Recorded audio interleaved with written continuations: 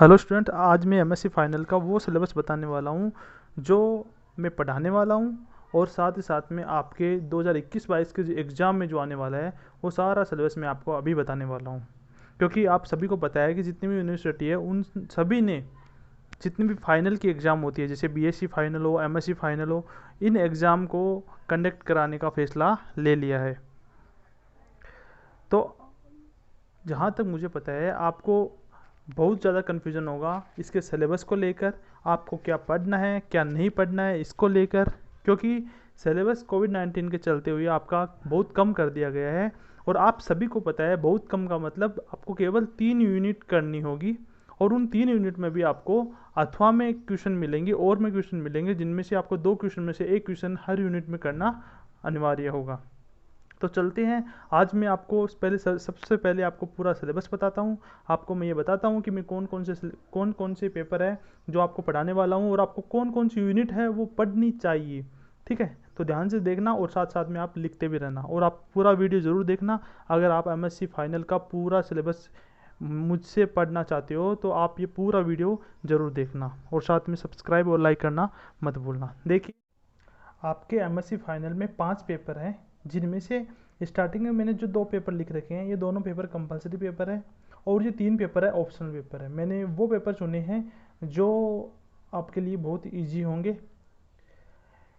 वैसे देखा जाए तो पाँचों पाँचों पेपर ही इजी है। ठीक है, और मैंने इनमें से जैसे आपके 3 यूनिट है एग्ज़ाम में आपको करनी होगी, कोविड-19 के चलते हुए आपका सिलेबस कम कर दिया गया, इसके कारण आपको केवल 3 यूनिट ही करनी होगी। मैंने वो 3 यूनिट भी आपके लिए बहुत इजी इजी यूनिट चुनी है और मैं आपको पूरा सिलेबस अच्छे से पढ़ाऊँगा। लेकिन आप ये पूरा का पूरा वीडियो ध्यान से सुने, ठीक है। अभी मैं आपको एक पेपर का पूरा सिलेबस बताता हूँ कि मैं आपको कौन कौन सा पढ़ाने वाला हूँ और कौन कौन सी यूनिट है मैं आपको करवाऊँगा, जिसके आपको मैं नोट्स पूरे अच्छे से करवाऊँगा। ठीक है, तो सबसे पहले देखते हैं एनालिसिस एडवांस कैलकुलस। ठीक है, एनालिसिस एंड एडवांस कैलकुलस जो पेपर है, जिसे शॉर्ट में फंक्शनल एनालिसिस भी बोला जाता है। इसमें आपको मैं 3 यूनिट, देखो फर्स्ट यूनिट जो है वो है कंप्लीट मेट्रिक स्पेस। यह जो यूनिट है बहुत ही आसान यूनिट है और यही नहीं बल्कि सभी यूनिट है वो आसान है, बस आपको थोड़ी सी मेहनत करनी होगी। क्योंकि जैसे ये पेपर जो है वो एक तरीके से वैसे देखा जाए तो ये समझने वाले पेपर है। यह पेपर केवल इसी पेपर की बात कर रहा हूँ, ये पेपर एकदम ही समझने वाला पेपर है। ठीक है, बाकी में तो क्या होता है कि फॉर्मूले हैं और फॉर्मूले में मान वैल्यू पुट करो और आपके आंसर है वो आपको मिल जाएंगे। ठीक है, और इनको क्या है, इनको थोड़ा समझना पड़ेगा, डीपली समझना पड़ेगा। ठीक है, तो इसमें आपको मैं सबसे पहली यूनिट करवाऊंगा वो होगी कंप्लीट मेट्रिक स्पेस। ठीक है, सेकेंड यूनिट होगी नॉर्म्ड लीनियर स्पेस। ठीक है, थर्ड यूनिट होगी इनर प्रोडक्ट स्पेस। ठीक है, अब हम देखते हैं कि इनमें भी कौन कौन से टॉपिक हैं वो आपको इंक्लूड किए गए हैं। जैसे आपके जो फर्स्ट यूनिट है, इस यूनिट में आपको जैसे कॉम्पैक्ट सेट, कॉम्पैक्ट स्पेस, ठीक है, जैसे बेयर्स थ्योरम है, बनाच स्पेस है, ठीक है, इनके बारे में हम डिटेल से पढ़ेंगे। ठीक है, ऐसे सेकेंड यूनिट जो है आपके पास में, इसमें हम फाइनाइट डायमेंशनल नॉर्म्ड लीनियर स्पेस के बारे में पढ़ेंगे। ठीक है, और इसकी प्रॉपर्टी पढ़ेंगे। ठीक है, साथ में हम कॉम्पैक्टनेस के बारे में समझेंगे। ठीक है, और ये सेकंड जो है आपके पास में, इसमें कई प्रकार की थ्योरम्स भी है जो काफ़ी इंपॉर्टेंट है, जो हमेशा एग्जाम्स में पूछी जाती है। ये भी आपको मैं बताऊंगा, जिसमें से 3 जो थ्योरम्स है वो कुछ ज़्यादा इंपॉर्टेंट है, वो आपको करनी ही होगी। ठीक है, इसमें जो थ्योरम है इंपॉर्टेंट वो है, एक तो क्लोज्ड ग्राफ थ्योरम, दूसरी है ओपन मैपिंग थ्योरम, तीसरी है रेजी लामा मल्टीप्लायर थ्योरम। ठीक है, तो ये 3 थ्योरम्स है जो मैं काफ़ी ज़्यादा इंपॉर्टेंट है और आपको ये पढ़नी भी चाहिए। इसी के साथ में जो यूनिट नंबर थर्ड है, इसमें भी कुछ थ्योरम्स है और थ्योरम के साथ में आपको कुछ डेफिनेशंस है जो आपको याद करनी होगी, जैसे हिल्बर्ट स्पेस के बारे में। ठीक है, और इसकी प्रॉपर्टीज़, हिल्बर्ट स्पेस की प्रॉपर्टीज़ के बारे में। ठीक है, और इसी के साथ में आपको पाइथागोरियन थ्योरम का पता होना चाहिए। ठीक है, पाइथागोरियन थ्योरम का पूरा डेरिवेशन पता होना चाहिए।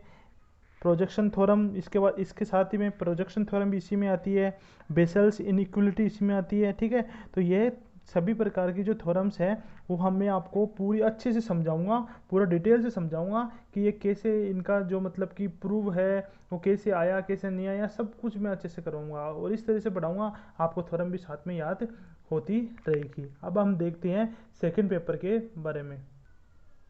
आपका सेकंड पेपर है विस्कस फ्लूइड डायनेमिक्स, जो कि कंपलसरी पेपर में आता है। ठीक है, इसमें भी मैं आपको 3 यूनिट कराने वाला हूँ। अब देखते हैं भी वो 3 यूनिट कौन कौन सी है। आपको मैं अब एक तो फर्स्ट यूनिट कराऊंगा जिसमें विस्कोसिटी एंड फंडामेंटल इक्वेशंस है, वो भी फ्लो ऑफ विस्कस फ्लूइड के लिए। ठीक है, तो मैं आपको ये चैप्टर कराने वाला हूँ क्योंकि ये काफ़ी ज़्यादा इम्पोर्टेंट, काफ़ी ज़्यादा एकदम से मैं बोलूँ तो बहुत ही नॉर्मल चैप्टर है। आपको थोड़ा कुछ पढ़ सीखना होगा इसमें। स्टार्टिंग में जब आप सीखने लग जाओगे उसके बाद में आगे वाले पॉइंट जो है वो एक से एक रिलेटेड है। ठीक है, समझ रहे हो ना, एक से मतलब चेन रूल होती है ना, उसी तरह से इसमें एक दूसरे से जुड़े हुए हैं। ठीक है, इसमें देखो मैं आपको क्या क्या पढ़ाने वाला हूँ। इक्वेशन ऑफ कंटिन्यूटी पढ़ाने वाला हूँ, जिसे मास कंजर्वेशन भी बोलते हैं। ठीक है, इसके बाद में इक्वेशन ऑफ मोशन कराने वाला हूँ, जिसे नेवियर स्टोक्स इक्वेशन भी बोलते हैं। जैसे आप यदि इक्वेशन ऑफ कंटिन्यूटी सीख जाती हो तो इक्वेशन ऑफ मोशन जो है वो बहुत इजी आपको लगने लग जाएगा। ठीक है, इसके बाद में हम इंस्पेक्शन एनालिसिस देखेंगे, जिसे डायनामिकल सिमिलरिटी भी कहा जाता है। इसके बाद में हम बंकिंघम थ्योरम देखेंगे, जिसे पाई थ्योरम भी कहते हैं। ठीक है, इसके बाद में कुछ नंबर्स हैं जो कि हर बार एग्जाम में पूछे जाते हैं, कुछ ना कुछ, जैसे 2-3 नंबर के बारे में हर बार पूछे जाते हैं। तो इनमें से 2-3 नंबर है वो फिक्स मान लीजिए, आपको एक क्वेश्चन जरूर इनका मिल जाएगा, जिसमें से रेनॉल्ड नंबर हो गया, फ्रोड नंबर हो गया, मेच नंबर, प्राडेंटल नंबर, ठीक है, Eckert number, Nusselt number, Brinkman number, local skin friction coefficient, ये इम्पोर्टेंट है। ठीक है, इसके बाद में हम देखते हैं unit number second. Unit number second जो है वो है वेलोसिटी डिस्ट्रीब्यूशन, जो कि काफ़ी ज़्यादा इंपॉर्टेंट है। ठीक है, और मैंने देखो ये 2 यूनिट आपके सामने लिए हैं, एक तो यूनिट नंबर सेकंड, एक लिए यूनिट नंबर 4। ये दोनों यूनिट मैंने क्यों लिए हैं, क्योंकि ये दोनों एक दूसरे से रिलेटेड है। अगर आप वेलोसिटी डिस्ट्रीब्यूशन अगर समझ जाती हो तो आप टेम्परेचर डिस्ट्रीब्यूशन आराम से समझ सकती हो, क्योंकि वेलोसिटी डिस्ट्रीब्यूशन में जो जो इक्वेशन होगी ना वैसी ही सेम लगभग इसी में आएगी। ठीक है, इसलिए अगर आप वेलोसिटी डिस्ट्रीब्यूशन अच्छे से समझ जाती हो तो ये आपके लिए बहुत आसान हो जाएगा। ठीक है, वेलोसिटी डिस्ट्रीब्यूशन में हम पढ़ेंगे प्लेन क्यूट फ्लो के लिए, प्लेन पॉइजन फ्लो के लिए, ठीक है, जनरलाइज्ड प्लेन कूट कट फ्लो के लिए, ठीक है, हेजन पॉइजन फ्लो के लिए। ठीक है, इन सभी के बारे में हम देखेंगे। इसी तरह से जो टेम्परेचर डिस्ट्रीब्यूशन है इसमें भी हम इक्वेशन ऑफ एनर्जी देखेंगे। टेम्परेचर डिस्ट्रीब्यूशन है वो किन के बीच में, 2 पैरेलल प्लेट्स के बीच में देखेंगे, है ना, in a pipe between 2 concentric rotating cylinders के बीच में देखेंगे। Temperature distribution in plane Couette flow में देखेंगे। ठीक है, और विद ट्रांसपिरेशन कूलिंग के बारे में हम इसमें अध्ययन करेंगे। ठीक है, इसी के साथ में हम अगला पेपर है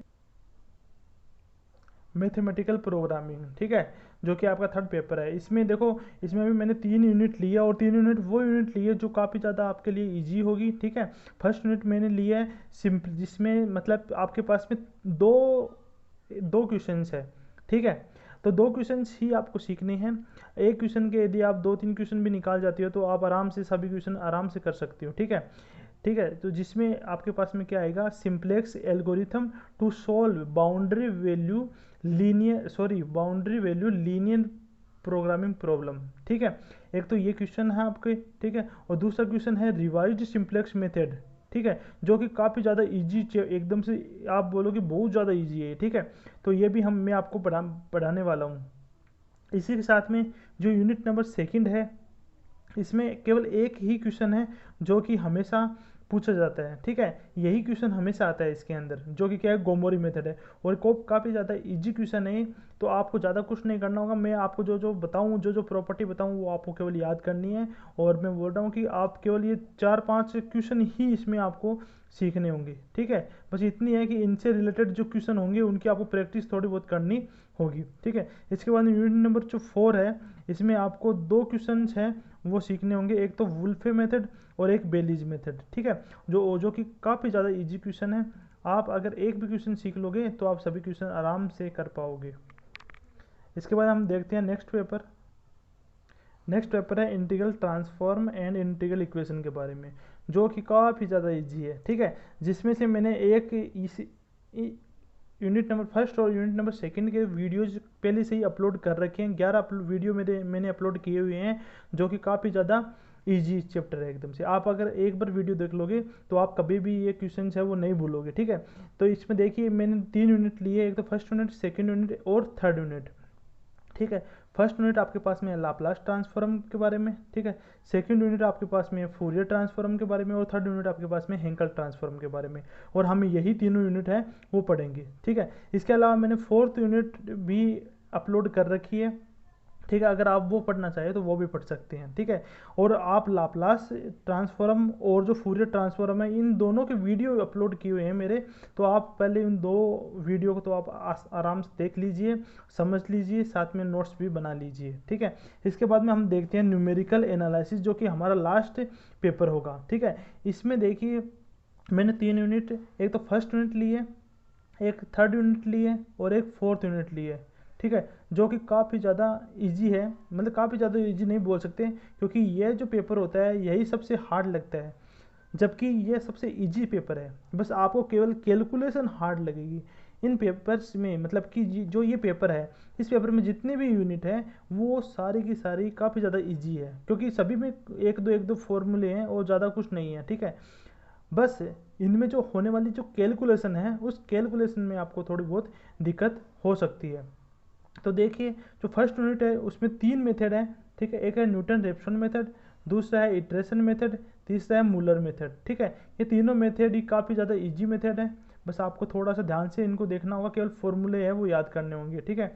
इसके बाद यूनिट नंबर 3 हम देखेंगे, जिसमें 3 मेथड है, पावर मेथड, जैकोबी मेथड और गिवंस मेथड। ये तीनों मेथड आपको सबसे ज़्यादा इजी मेथड लगेंगे और आप आराम से इनको कर भी सकती हो, ठीक है। सबसे इस पेपर के सबसे ज़्यादा इजी जो यूनिट है वो थर्ड यूनिट है। इसके बाद में यूनिट नंबर जो 4 है, इसमें आपके 4 मेथड है, एक तो पिकार्ड्स मेथड, एक मिलन्स मेथड, एक है रुंगा कूटा मेथड, और एक है टेलर सीरीज मेथड। ये रुंगा जो कूटा मेथड है इसमें भी 4 ही मेथड आपको मिल जाएंगे, ठीक है। जो रुंगा कूटा मेथड है इसमें आपको इसके भी 4 पार्ट है, जो कि एकदम से इजी है, केवल आपको फॉर्मूले याद करने हैं, ठीक है। तो इस तरह से मैं आपको ये सारा सिलेबस जो है वो कंप्लीट करवाने वाला हूँ। बस आप एक बार सिलेबस को अच्छे से देख लीजिए और